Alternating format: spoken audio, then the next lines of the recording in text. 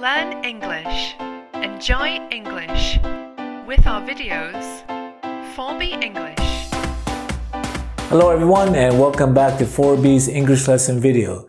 My name is Richard and today I'm going to explain the difference between lunch and luncheon.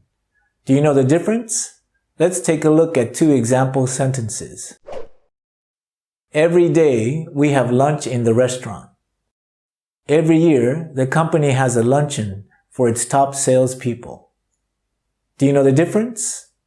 The only difference is luncheon is a formal or special lunch for a group of people. On the other hand, lunch is just a meal in the middle of the day. Alright? Let's practice these two sentences together. Please repeat after me.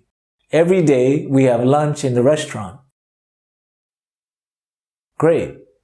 Every year, the company has a luncheon for its top salespeople.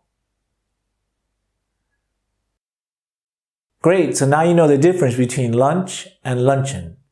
My name is Richard. Remember to please click like, share, and subscribe, and I'll catch you next time.